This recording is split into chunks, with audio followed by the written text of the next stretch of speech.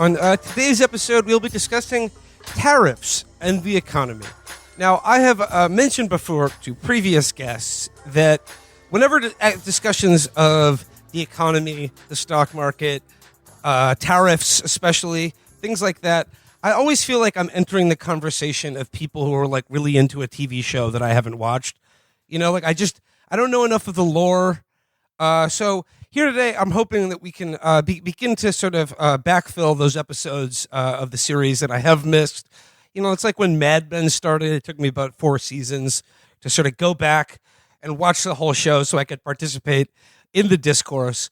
But I'm doing the work now. And joining us on today's show to discuss Trumponomics, Bidenomics, and global trade policy and tariffs especially is an author and political organizer from Chicago who just wrote a couple articles, one in the Baffler and one for Heatwave Mag that we took notice of, and I think can help sort this out for me. So please welcome to the show, Jamie Merchant.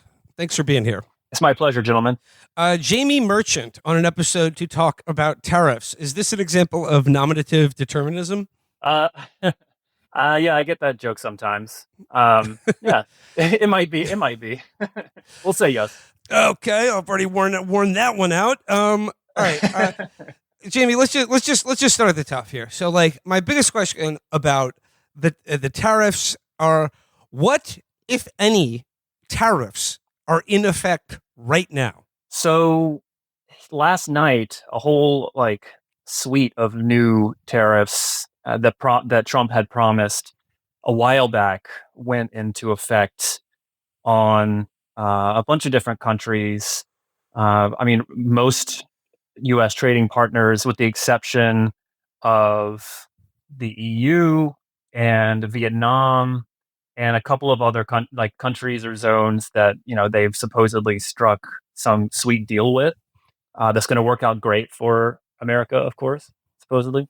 And notably India, where they just ratcheted up the tariffs on that country by a crazy amount to try to punish them for continuing to trade with Russia, while Trump is flailing to try to get Russia to end the war in Ukraine, or at least to come to the negotiating table.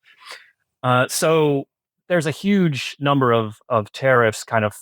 I mean, the story for the first half of this year has just been tariffs fluctuating on these different countries.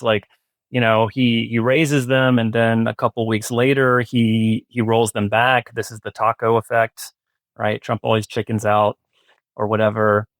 And but at the end of the day, across the board, the average tariff rate right now for the United States, with relation to all its trade partners, is way higher than it was before Trump came into office. It's 20% or around there or something like that. So it fluctuates from country to country, and he's always trying to cut deals to raise this and to lower that there. But overall, the tariff rate versus the rest of the world is quite higher than it was 6 months ago. So those tariffs, that means that goods that we are importing into the United States are now subject to a tax upon their importation, and that's now higher than it was previously in the recent past.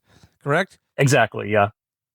And the rationale behind that policy is to make imports much more expensive, so that that gives domestic industry more of a chance to move into industries or lines of production, products, whatever, export products that they wouldn't otherwise be competitive with, because they could just be replaced by cheap imports, right? Yeah, and so that's the basic idea. Well, this gets into a sort of a seeming contradiction in the stated goals of the Trump administration here. So, because from the Trump administration's perspective, as best you can sort of understand the conflicting things being said by the Treasury Secretary or the Secretary of Commerce or Trump himself, are these tariffs about raising revenue? Because sometimes I hear Trump say that these tariffs will bring in so much revenue to the government that we won't need an income tax anymore. Or are they about spurring domestic manufacturing? Because wouldn't those two goals sort of be at cross purposes with one another, right? Because if the tariffs are so high that no one is buying imported goods anymore, that would seem to be cutting into the revenue that charging these tariffs would be, sort of accruing for the federal government in the first place. Yeah, that's right. It's sort of like if it's successful in that regard, like yes, it would be self defeating, because it would lead to exactly the dynamic you described, between lowering import sales and lower government revenues.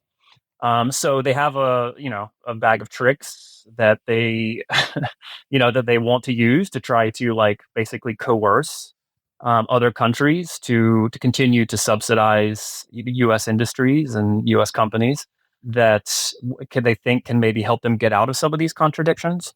But we can get into that a little bit later if you like. But yeah, but basically the foundation of the policy is self contradictory for sure. I mean, like, if I could put my sort of Straussian hat on here, Please. what do what do you regard as as far as the Trump administration is concerned, like there are exoteric and esoteric reasons for these tariffs. So, like, the exoteric reasons being the stated reasons that they use to pitch to the public. Like, what are those, and how do you contrast those with what, if anything, you discern as the esoteric, the sort of internal logic for the sort of the select elite of what the goals of this trade policy is?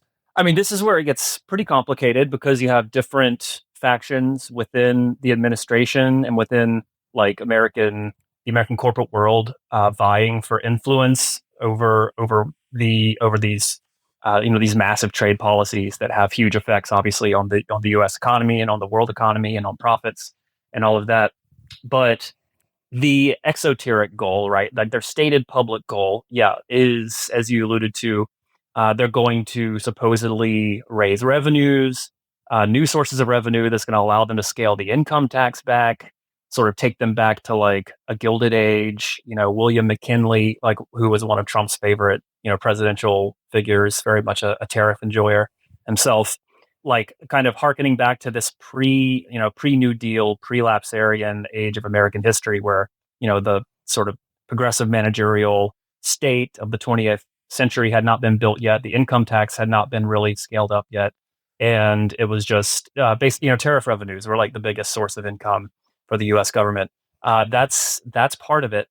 The other major exoteric or public goal, as we mentioned before, is reindustrialization, the reindustrialization of the country, and the onshoring of foreign industries and the rejuvenation of American domestic industries when imports become too expensive and foreign companies realize that it will just make more sense to directly invest in the U.S. to produce here rather than continuing to export and get charged with tariffs on their way in, and get their profits hit that way. So that's kind of like that's one way to think about the exoteric goal, if that makes sense.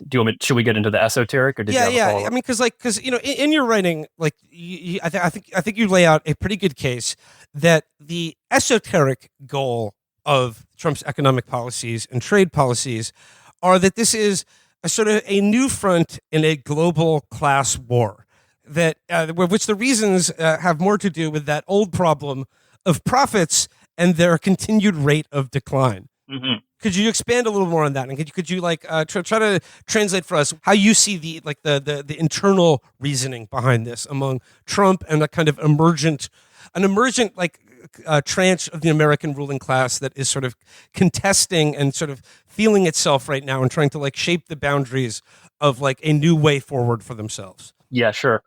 So the I guess the macro, like the context behind all of this economic nationalism that we're seeing, like these super nationalistic trade policies, of which Trump's various coercive deals and tariffs are one aspect, but also Brandon's industrial policy, abortive industrial policy attempts under his administration, and the legislation like the CHIPS Act and the Inflation Recovery Act and so on, that were meant to kind of crowd in global investment into U.S. industry, basically steal capital from the rest of the world, and direct it here, which itself was also a continuation of Trump 1 in a lot of ways. Like Biden kept Trump's tariff, right, but pretty much all Trump's tariffs in place, especially the ones on China. He raised those as well.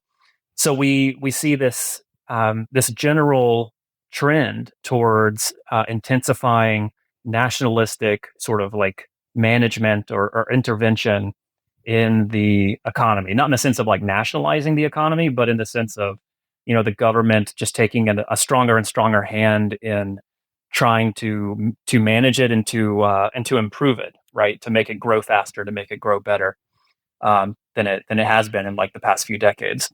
And this is a trend you can look at around the world, right? Like this increasing nationalization of the economy. And so the reason they're having to pull out all the stops to do this, right, is because they feel like they don't have any other choice. Capital is not investing enough to give people, jobs and prosperity and decent qualities of life. Social instability is rising. The population, the citizenry is getting very angry. And the ruling class has a sense that things are growing more and more unstable, and so that's fundamentally because the economy doesn't grow as well as it used to, and it's stagnating, and it continues to. And so that's like the deep like background, like the context, right, behind these like flailing attempts on the part of Trump and Biden before him to try to like take a stronger and more aggressive trade policy, is to basically revive the national economy at everyone else's expense. The Trump stuff about reshoring, and yeah, that it was a Trump one thing, though obviously more in the background. The first iteration of that I saw in American politics was Obama. And, we've had, depending on how you want to count it, 12 years of guys saying they'll do this. It was a big Biden thing, as you pointed out. And to no one's surprise, you can't just undo NAFTA without undoing NAFTA. But something that is interesting about this whole tariff thing and really the entire Trump 2 economic agenda that you kind of identified in the Baffler article, it reminds me of Brexit in that it is sort of an intra-elite conflict between, like the Jamie Dimons of the world on one side, as you characterize it, and with Brexit, it was a very specific like intra-financial thing of people who were pro-Remain and people who were pro-leaving, and the pro-leaving people, for whatever reason, they stood to profit a lot off of just the mechanics of what they thought it would look like in 2016. But with this, it's so odd because there isn't that much difference between the two warring factions of elite. I mean, Bill Ackman was like a Democratic mega donor, and he's just like a guy who went crazy on Twitter, and now he's fully entrenched on this side. It does sort of seem like there's that BlackRock, Jamie Dimon, etc. side that is trying to figure out what status quo means amidst like declining profits, just nothing working like it used to. And then I guess guys who went crazy. That's like that. It's just so odd in that way, because usually there's like a contest over, resources and the traditional things that like ignite intra-elite conflict. But a lot of it is just like guys who, like a butterfly flapped its wings and he spent too much time on Twitter in 2019, and now he's completely entrenched on one side. Yeah. Yeah. Bill Ackman, he's sort of a low-key star of the show, I think. Oh, yeah. Is he still, I'm not on Twitter as much anymore these days, but is he still posting like whole books on Twitter? Oh, yeah. Oh, yeah. So I don't know if you followed the thing where he basically paid his way into like Wimbledon or some tennis. No, it was just like it was a professional professional doubles tennis tournament. And it was like, the people covering it, I believe Andy Roddick was covering it and said it was like the biggest disgrace to the sport of tennis he'd ever seen. Yeah, because he was just like, I mean, he was obviously really like not a professional. I mean, he You would not believe this, but he's actually a 63-year-old hedge fund manager and not a professional athlete. But he wrote, like, you know, in MMA, I've always considered the sport of the greatest excuses in human history. I've heard excuses like this guy, he pissed hot on a steroid test and said it was because he ate a goat that had been treated with steroids. I've seen guys say that, you know, they had a near-death experience before the fight. So many great excuses in MMA. But Bill Ackman may have just brought tennis up to that level because he wrote about nine terabytes worth of pure text. Felix, do you remember his actual excuse though? Well, he said it wasn't an athletic problem. Well, he said his opponents, because they knew that he wasn't a professional tennis player, took it easy on him. And as a result of them taking it easy on him, he was thinking too much and he wasn't just reacting in the moment. Had they played him straight up. So he's saying if they had played me straight up, I could have played my best game. But because they took it easy on me, I thought too much. And I wasn't playing that like instinctive level of tennis that I know I'm capable of. His true power level was not revealed. That's a huge problem for elite athletes like Bill Ackman. When you humor them, it doesn't unlock, like, you know, he doesn't go Super Saiyan. He's sort of, Felix, he's a little bit like Sheriff Lucas Hood, who has to be beaten severely before he can unlock his true ass-kicking potential. Yeah. I didn't lose enough HP. Yeah. But Jamie, awesome. just like that, to get back to like what Felix was talking about, like you've described these tariffs as like sort of taking place in the context of a sort of intra-ruling class civil war. Could you do your best to like explain how you see the sides of this conflict and the stakes for each of them? Yeah, definitely. So Felix was alluding to it a minute ago, but that article kind of started because I was like, you know, just the kind of basic question with the tariffs, like, you know, he's going hog wild with these tariffs, and clearly, like, you know, Wall Street and the business establishment is not all on board with it. And like, you know, typically we think that like the ruling class has the last say in what the government is doing.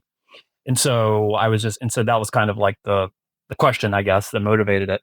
And so, yeah, I think like the kind of central thread of that piece, or the argument that I try to make is that, you know, like the Democrats and going again back to Obama, sort of planted the seeds of this low key, like, I don't know if you want to call it a passive revolution or some kind of massive shift in capital in the United States when they bailed out the economy in 2008, sent interest rates all the way down, you know, to zero, and began just pumping central bank credit straight into the financial markets.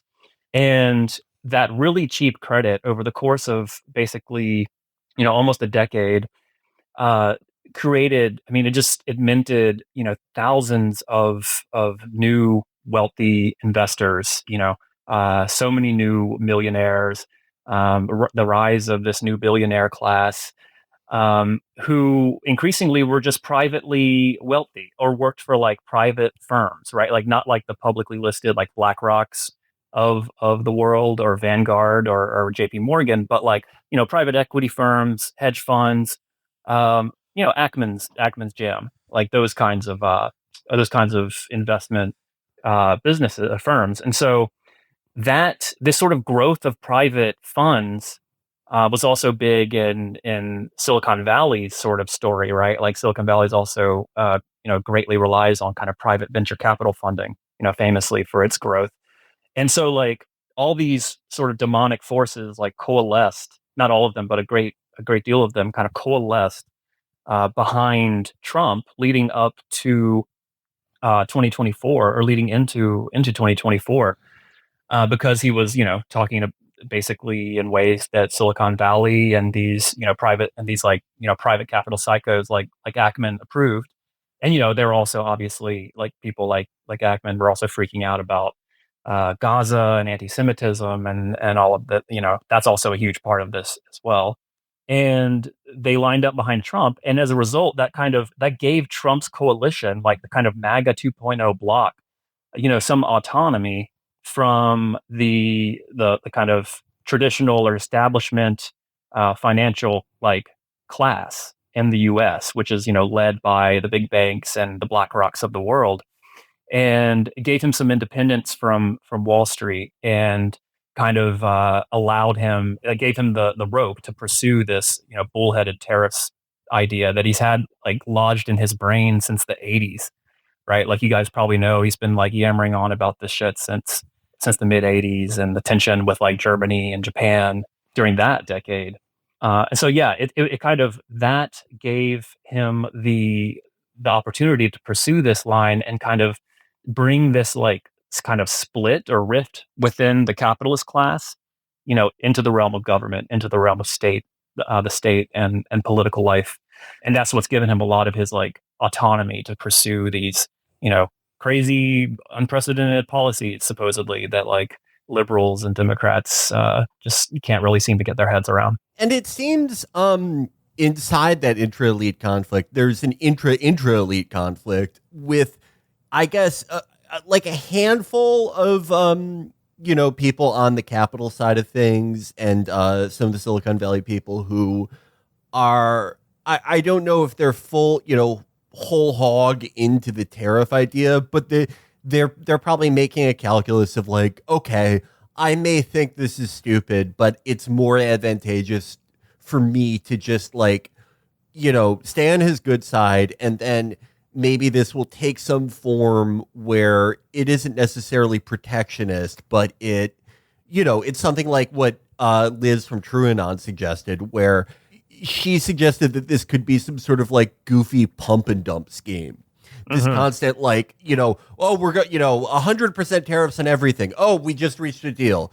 Oh, actually, I canceled the deal. That's certainly, they're making a killing on it. Yeah. Yeah, that's certainly like chintzy enough to be the entire thrust of this policy. Or they're thinking like more long term, okay, like maybe I can take advantage of it in the way that some of the London financiers took advantage of Brexit by being, sort of middlemen for this incredibly complex process. I'm thinking of Ackman specifically, and kind of Musk, though he's really his own category, where they kind of remembered, their George Mason University economics training, whether they had gone there or not, and went, wait a minute, this is the exact opposite of the thing I wanted. And they're, stuck in the unenviable position of explaining, he's only been talking about it the entire campaign. I didn't think he would do it. Yeah. And I think too, the pump and dump, like part of it is absolutely like it's central to the idea. Like for Trump and his, central, like the people who are connected to him, his family members and friends, and I mean, yeah, they're making out like bandits, as they are like fleecing and sort of dabbing on their crypto bro supporters too, by like starting these new coins and running their value up and then selling and crashing them and leaving the crypto bros with the bag, which they've done a couple times now. I mean, like that's an economic policy of Trump's that I do support, I have to say. Oh yeah, I just love the idea of like, oh, finally the first lady has a coin. Like, did anyone? Yeah, did anyone see that? Like, ostensibly for what the value of crypto should be, did anyone think in like 50 years they'd be like, oh my God, I went to a restaurant that didn't accept Melania Trump coin. Can you believe it? God damn it.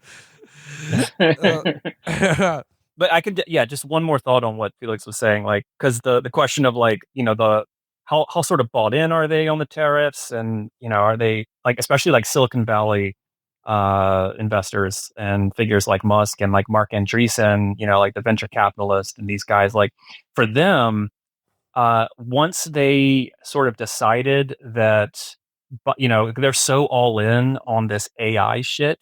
And once they sort of saw that these like mild, like, Mickey Mouse ass regulations that Biden was trying to roll out on them, and decided that it was like, he was like wheeling out the guillotine for them or whatever.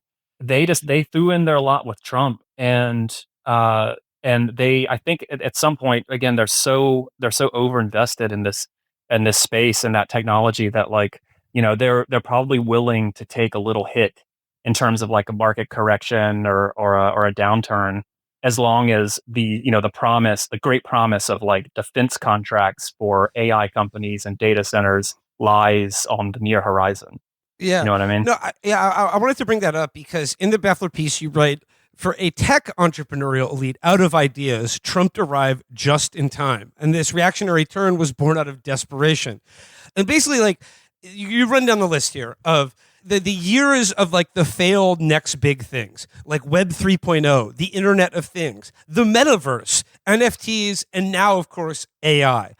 And like all this gets to the idea that like Silicon Valley has not produced anything revolutionary, important, or even profitable and like pitched to consumers since maybe the iPhone. And you bring up that the real holy grail that they're all after now is the US Defense Department. Because then like they don't have to build anything that people actually want or need. They can just be like take over like all the contracts of the Pentagon directly. And that is what like, is Palantir an example of this process happening right now? Absolutely, yeah. Palantir, Anduril, these small startups, or not small anymore, but these once startups that have now grown like extremely since they sort of found new favor with this new government. And I mean, not even before Trump, right? Like they were still kind of moving in on this space. But in addition to, I mean, it's not just the defense industry. It's like the whole ass government. It's like this is kind of what Doggy or Doge agency was about as well. In which, by the way, they're still trying to do as much as they can, which is like install this stupid technology all throughout the federal government, right? And force the different federal agencies to use it, in addition to forcing it down the throat of like every business and organization in the country, but regardless of what anyone thinks about it. And so yeah, it's like, again, getting back to that theme of like economic nationalism, the state is the last hope for private capitalism. It's like even AI, like supposedly the most advanced, innovative sector of today's capitalism, right, cannot survive. Like it's not profitable enough to survive on its own. So they lose money every year, and so they have to throw in their lot with the state and with defense and with the military to save their own assets, basically. I mean, getting back to the idea that like the state is really like the last bastion of ensuring the profits of the private sector, like in this current thing. And I think an example you use is you talk about how the shift that occurred in the way we talk about trade, because prior to the economic crash of 2008, like in the 90s and 2000s, I remember whenever trade was talked about or global free trade, it was always described as a key part of ensuring world peace. Like the whole Tom Friedman thing about no two countries that have ever had McDonald's in them have gone to war.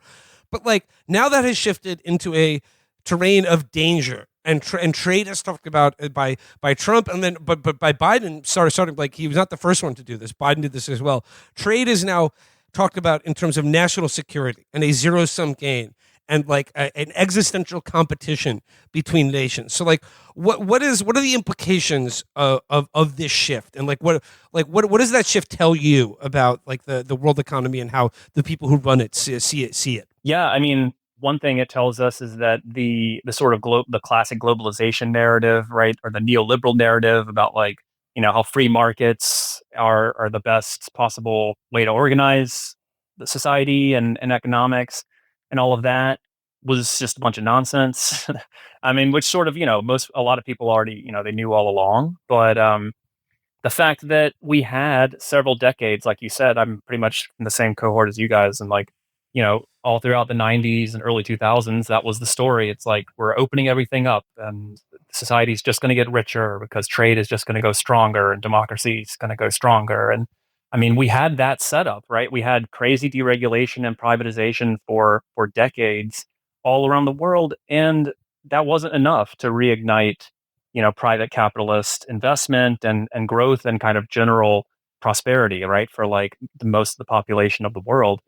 And so it tells you that first and foremost, like this, the capitalist economy, such as it is in the second half or around the turn of the century up to now, is not up to par.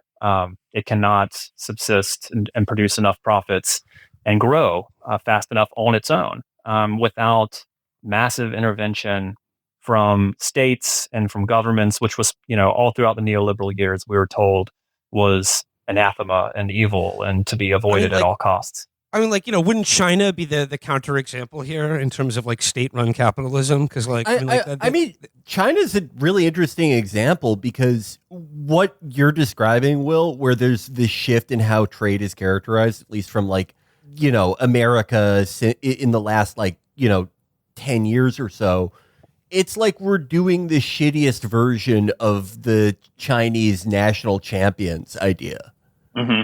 Like national champions, but like your national champions are like United Healthcare. Your national champions are like the people, DraftKings, United Healthcare, like the people who are ruining your inbox. And like you have to spend like 4 hours on the phone with them to just get the service you paid for. That's efficiency right there, baby. Yeah. I mean, it's one thing to do to have the national champions thing when it's like, you do have a domestic manufacturing base and it employs like a ton of people and engenders this degree of like social mobility. But doing it with like, especially this version of the American economy, I mean, it seems closer to feudalism than anything. Yeah. But like even stupider than feudalism. Like there's not even any like, like feudalism, you can kind of analyze it as like, okay, the political elites controlled directly the economy and like the land, and there was like a kind of order to it in some sense.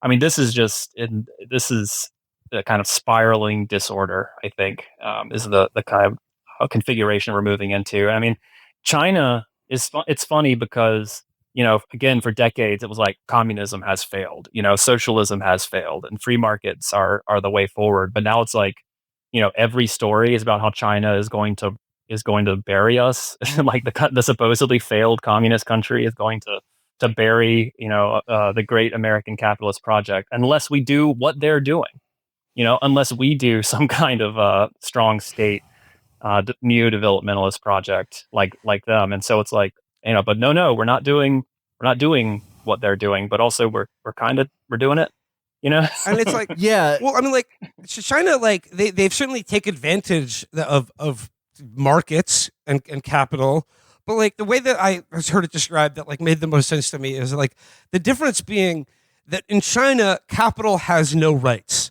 Capital can be utilized, but capital itself has no rights. Whereas in our system, capital has basically all the rights that human beings used to have, and like and the state itself has no capacity to rein it in, or like increasingly so, less and less of an inclination or even an ability to take away the rights of capital and direct it to a state purpose. Mm-hmm. Does that make sense to you? Yeah, I mean, that's so far the Chinese government has not shown much toleration for allowing, for opening up their capital markets to the world, for allowing, I mean, they broke up like several very large Chinese tech firms a couple years ago. They went after Jack Ma, who was kind of like the Steve Jobs of the Chinese tech sector, right? Very powerful CEO. The government is definitely keeps a tighter leash on the private sector there. Here, it's just, the government is too chicken shit. Like they think that if they, I mean, in some sense, though, it's rooted in the grain of truth is that, profitability of for a lot of these companies is miserable. And so if you raise taxes on them, you're going to squelch, revenues even more and sort of increase, the state kind of presence in the economy even more. So there's also that kind of reality, like because we're in this super financialized form of, economic growth here in the U.S. They're kind of hemmed in ways that they aren't as much over in China. I wanted to play this clip as way of transition here, but for context, you do need to know that this is the CEO of Ford Motors talking. It's the most humbling thing I've ever seen. 70% of all EVs in the world are made in China. They have far superior in-vehicle technology. Huawei and Xiaomi are in every car. They have facial recognition. Cell phone technology. Yes. Connected to their cell phones. Yes. Why don't Ford cars have that? Would you need to deal with Apple or? Yeah, because Google and Apple decided not to go in the car business. And even beyond that, their cost, their quality of their vehicles is far superior to what I see in the West. We are in a global competition with China, and it's not just these. And if we lose this, we do not have a future for it. I want to get back to private equity and like the sort of difference in private equity and like what we think of as traditional Wall Street, which is about the trading of stocks in publicly traded companies, right? Like, could you explain the difference in what private equity does and like more traditional Wall Street? Is there a difference? And I want to get to this because you quote Doug Henwood in the Baffler piece as describing what's going on right now as the privatization of the private sector. And I thought that was a great phrase, but I just need a little help understanding what it refers to.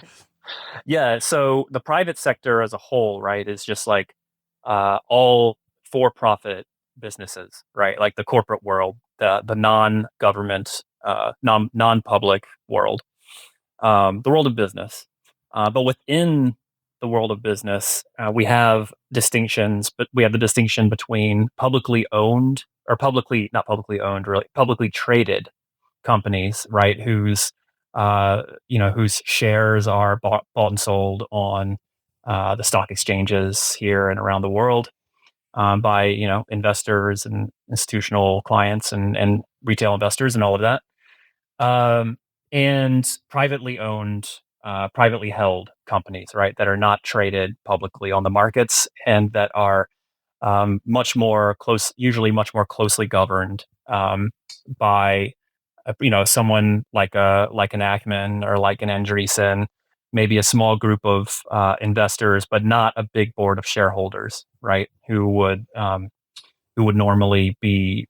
Who would have to be consulted about any major decisions and who would also be subject to a whole bunch of federal regulations. Privately held companies like hedge funds and private equity and so on, venture capital funds, don't have to worry about any of that or nearly as much of that bureaucratic stuff, and so they have much more autonomy as a result, in certain ways to maneuver and to make deals and whatnot. So private equity is one kind of private capital.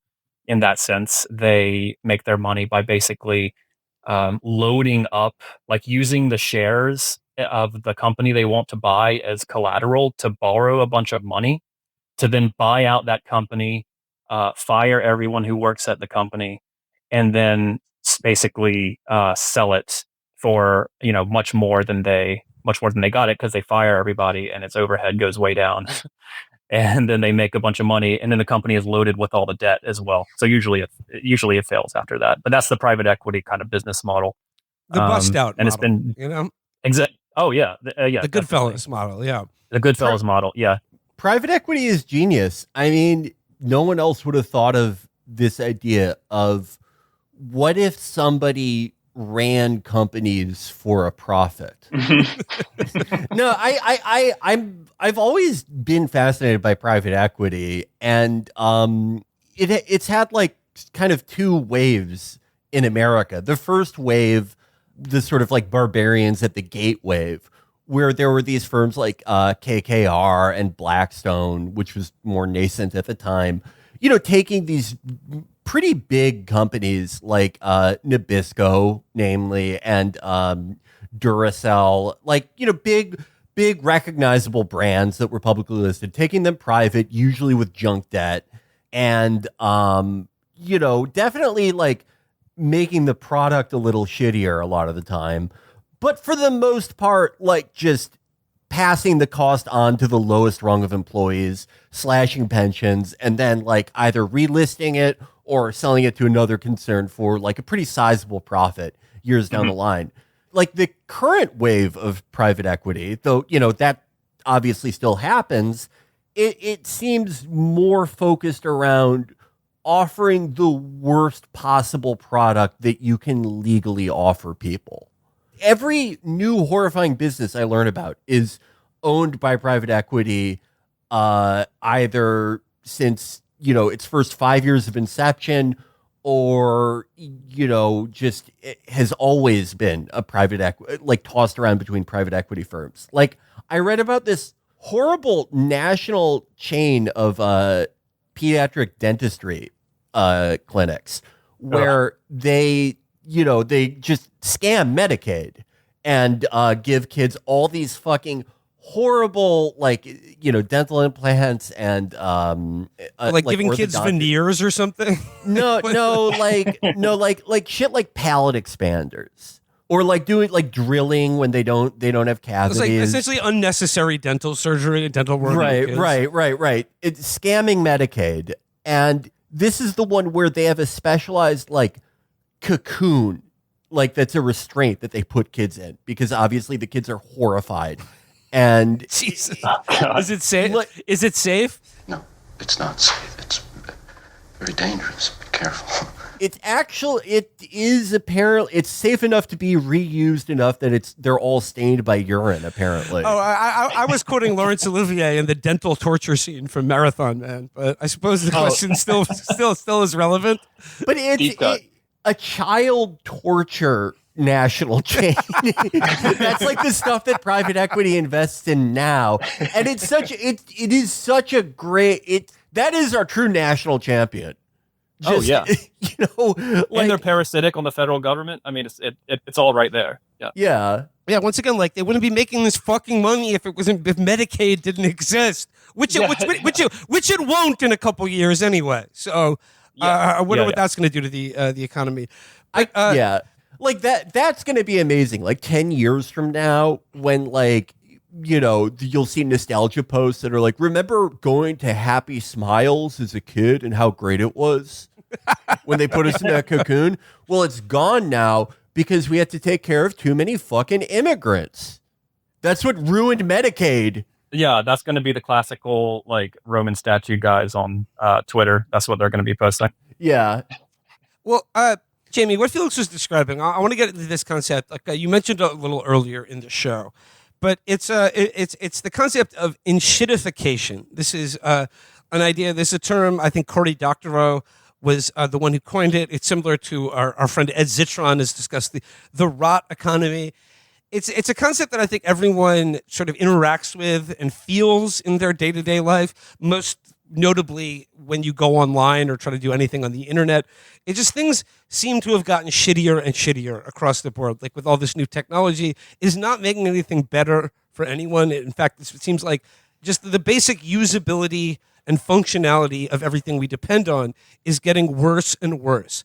So Jamie, like, how would you describe Enshittification, like, as reflected in our economic system? Like, how would you describe that process? And what are some, like, examples that you can think of? Well, I mean, definitely the examples that Cory and Ed Zitron are usually pointing to are, I think, the most salient still, right? Like, I mean, Google gets worse, like, by the day, because they force you to look at the stupid AI results that aren't right half the time. I mean, the platform that we're using, like we were just talking about earlier, how it's been getting worse, and probably as a result of the same kind of financial shittery. And so, I mean, there's a sense of like the internet and the tech economy that we rely on, that increasingly is just part of the fabric of our daily life. I mean, just the reason I can't use Twitter anymore is just because you can't look at it.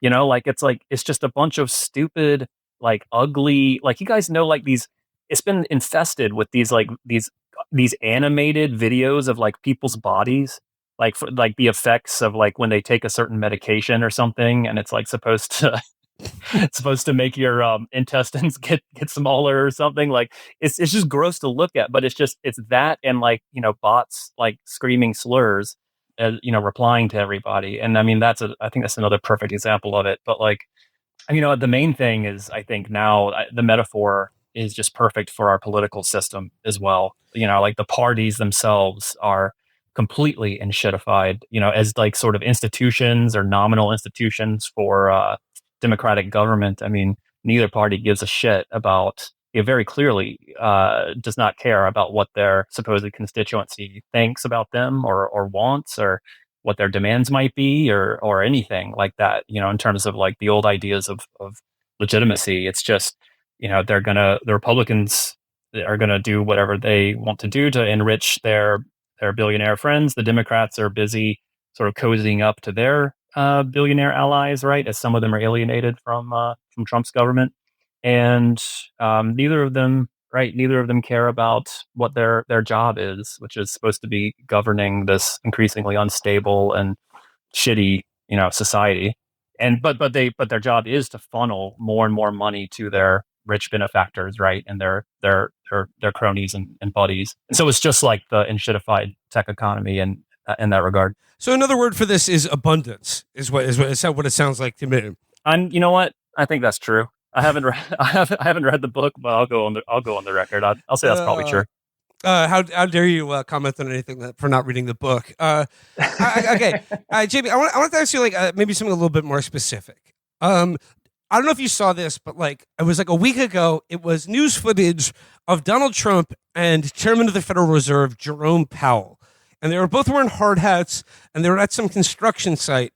And Trump started talking, and like in real time, Jerome Powell corrected him on something, and Trump like took like a page. He's like, "Oh, I have the numbers right here." I haven't heard that from anybody at the Fed. Yeah, it just came out. You're including the Martin renovation. You just added. Our entire capital. Yeah, you just added in a third building. Is what that is. That's a third building. Well, including no, the but Martin building. it's a building that's being built. No, it was built 5 years ago. We finished Martin 5 years ago. It's part of the overall work.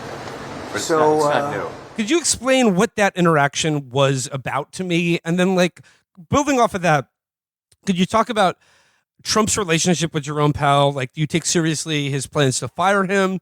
And, like, what's your general reading of a figure like Jerome Powell and his relationship to Donald Trump? Yeah, well, you'll actually, tell me a little bit about what this, I mean, I know Trump just likes to wear a hard hat. I mean, like, I believe it had something to do with like a new building for the Federal Reserve and like billions of dollars of money that was spent or supposedly not spent. Oh yeah. Yeah, they're building a trampoline park for the Fed. Yeah, you got to wear helmets in there, or it's dangerous. So Trump is for a minute there. I think he still is kind of scheming, probably for a way to fire Powell. And there's been like a controversy around, like his people have fastened on some controversy around the Federal Reserve and like some construction project they had. They didn't do it up to code, or it was technically something they did wasn't legal or something. And he's been using that as like a lever to kind of approach, Powell on more technical grounds, I think, to try to ultimately maybe unseat him. Because he wants to just fire him outright, but like I think even Trump knows that would maybe be a little too scary for Wall Street or whatever, and so I think that was kind of what that is about. But Felix, do you have a read on that? Do you know kind of what the what that controversy is about at the? I have not seen this video. I mean, I assume it's about like the jobs numbers. If we're talking about like numbers that came out. I think it was about money spent on a new Federal Reserve building or something like that. Yeah. But like you said, like he wants to fire Powell because Powell is, like his term is like he wasn't appointed by Trump and like his term isn't up yet. But he'd like to get rid of him because Powell is, as chairman of the Federal Reserve, probably not doing everything Trump wants him to do. But who he can fire? Didn't Donald Trump appoint Powell in 2018? Oh, maybe he did. Did he? I don't know. Yeah. No, I mean, that's kind of like the ridiculous thing about all of this is that he's kind of like, who hired this guy? And it was him. Okay. All right. Well, okay. But he can, and he did just fire the head of the Bureau of Labor Statistics because they published a jobs report that was among the worst jobs reports that have happened like since the economic crash of 2008. Yeah. And Jamie, I'm just wondering what your read on that is, because I've been hearing from supporters of Trump's, economic policies that like, hey, everyone said that the sky was falling when these tariffs were announced, but hey, it looks like the economy is doing pretty good. Well, the jobs report would seem to belie that. And then Trump fired this woman because he said this was political manipulation and that she was juicing the numbers to make him look bad when actually the economy is doing great. What do you make of that? Yeah, I mean, I think it's sort of it's part of the same kind of problem he has with Powell, which is Powell's like Wall Street's guy. The central banker is always kind of Wall Street's guy, or the chair, I should say, and he's been keeping interest rates too high, and just generally not following the kind of policies that Trump wants, and so that's kind of where he's coming from there. And but sorry, what was the second part of your question? Is this jobs report like an indication that the economy is going south, like a contra? Oh yeah, yeah. I think probably part of it is cyclical. The jobs reports always fluctuate. Sometimes they have unexpected dips or spikes, just kind of part of the business cycle, throughout the year. But this one was especially bad, and I think there's a good bit of evidence to think that this is definitely related to all the trade uncertainty that his quote unquote policies have been creating, and the fact that like the U.S. is just in the eyes of the rest of the world just like a total basket case now. It's like you don't know what the policy is going to be from day to day, week to week, much less year to year, and like he says he's going to reindustrialize the country, but if you're a foreign investor, looking for somewhere to set up like a multi-year construction project, like to build like a modern semiconductor factory, that's going to be like taking 5 or 6 years to come fully online. Does this look like a stable environment to invest your capital for that long when you don't even know what the national economic policy is going to be from day to day or week to week, or or other more stable business environments going to be more attractive? So I think I definitely think it's probably related to just how much he's muddying the waters of the business environment here and making it a less attractive place to invest. I guess like this returns to tariffs, and like I guess like to close out this discussion, I want to return to tariffs because, as I understand it, when I consider how like how they function as part of a trade policy, like to me, there is a way that tariffs could be part of a new and better American economic policy were they administered in a way that wasn't like an international shakedown racket. Like, do you agree with that? And do you see that like tariffs could be part of like a state project or like an industrial policy in this country that could actually deliver material benefits for like the American working class?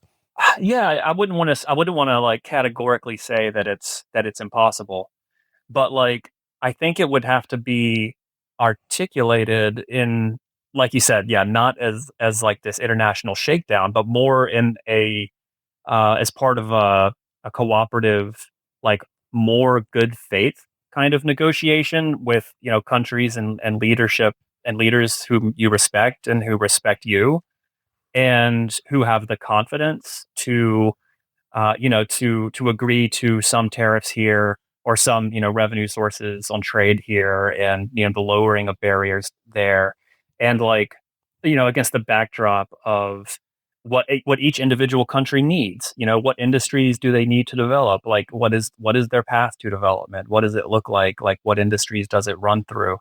Like all these kinds of really difficult questions have to be taken into account if tariff policy, if kind of like coercive, semi-coercive policy like that is going to amount to a regime that works for the world and even just for one country. Because if one country goes at it alone like this, then we're just in this kind of race to the bottom, protect this kind of race of protectionism, beggar thy neighbor, industrial warfare, where just everyone is trying to cut everyone else's throats. So I think to avoid that kind of downward spiral, it's like it would have to be articulated by a much more competent, intelligent leadership, not just here, but in other capitalist countries as well, right? Who can kind of like wade through these thorny questions and actually come up with like a system of tariffs rather than just like, these ad hoc, one-off, improvised, like flailing policies that are just bound to kind of undercut everybody in the end. That's how I see it. You have talked about the way that this sort of like haphazard, ill-conceived suite of policies, how it leads to a more conservative Democratic Party because they think, oh, this is a great opportunity to offer ourselves as the sober stewards of capital to the BlackRocks of the world. But it also forecloses in a more idealized tariff regime in the future, because how could you possibly negotiate that now? It reminds me a lot of the Iran deal, for instance. I mean, you once, whether it's, the government of Iran or, every country in the EU, whatever you're negotiating, whenever they've lost that unstated but implicit guarantee in America that, hey, we have like things in place that will stop one guy from fucking this entire thing up. Once it becomes apparent that there's no plan besides like, we'll try to get like a Steve Mnuchin type to yell at him, that kind of forecloses any ability to negotiate like in good faith in the future. And it forecloses any like, Democratic president into just their posture towards the rest of the world just being like, okay, well, for as long as I'm here, it'll be like the same like free trade status quo that we always had. So get in while the getting's good, because I don't know when the next Republican is going to come and he'll do something weird. But we're not going to renegotiate terms at this time, obviously. But as a follow-up on Will's question, this is something I've gone back and forth with a lot of people on. This question of reindustrializing America, like bringing back manufacturing jobs. It's possible in the extent that anything is possible, right? But done in your ideal world where, like, let's just say you're the dictator. Is the juice worth the squeeze on this, would you say? Mm-hmm. Yeah, I think were I the dictator. The fundamental problem with the strategy is that, or one I should say, is that like, even if it were to go exactly as they planned, right? Like the world export markets can only handle so many goods, right? So many products, like so many exports, because the markets of the world are limited. And so we're in a situation right now where, global like industrial capacity is over capacity. We're constantly, even the elites and the and state actors politicians are talking about overcapacity now, and how it's an issue, and mainstream economists talk about it even, and so it's a generally recognized thing. And so what that means is, if we were to sort of go all in and just say, look, the government is going to cover your entire bill for whatever private investment and semiconductor factories, whatever steel factories you want to build here, the government will cover everything. That will come at the expense of the other industrial countries of the world, whatever remaining industry they have left, trade capacity and export capacity they have left.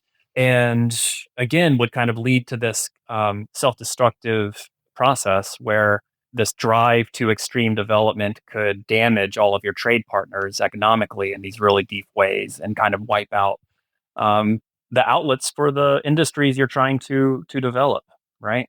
And then the other major problem is that, modern factories just they produce like a fraction of the jobs that they used to, right? Like a semiconductor factory is like this extremely sophisticated like robotic production line with like a handful of engineers up in the control room, like a few people walking around in this giant like football sized factory. It's not like thousands, like tens of thousands of workers in US steel factories in like the 40s and 50s, right? So it's like even if they do end up reindustrialize with modern factory production, it's like you're only looking at like a tiny fraction of the jobs, that you would otherwise, and that doesn't solve the problem that they're trying to solve for, which is just like, work sucks and there's not enough work, and there's a lot of underwork and precarious labor, and people aren't paid enough in the jobs that they have, and that's why they're getting angry and breaking stuff more. Yeah, it's one of those things where I am sympathetic to the point, right? Because obviously, like, there are examples of manufacturing jobs that are possible to do in America that are, much higher paying and like certainly less soul crushing than like being an Uber driver or any of the other billion invisible contractor jobs that now fill out the bottom rungs of the economy. But the thing that I think escapes a lot of people arguing this is that it's not 1952. We're neither capable of supplying the rest of the world with goods, nor do they want to pay the exorbitant prices it would take to pay for our goods, and our global position in what kind of terms we can dictate could not be more different than the post-war economy. Yeah, definitely. They sort of look at it as like a tape you can rewind. Yeah, like they look at capitalism or the economy as this film you can put in reverse and just go back to the beginning. But it's like, well, it doesn't work like that. Yeah, and it sucks. I wish like you could just like build a factory and it just spawns like a perpetual $30 an hour job machine. But yeah, unfortunately, no, we're going in the opposite direction that we were back then. Yeah. And I think fellas, at the end of the day, I think the problem is it's international. Like the productive problems of capitalism are transnational. And it would be very hard at this stage for any one country to kind of like dig their way out of them on their own, And yeah, like you said, Felix, it's the consensus right now is just it's going in the exact opposite direction.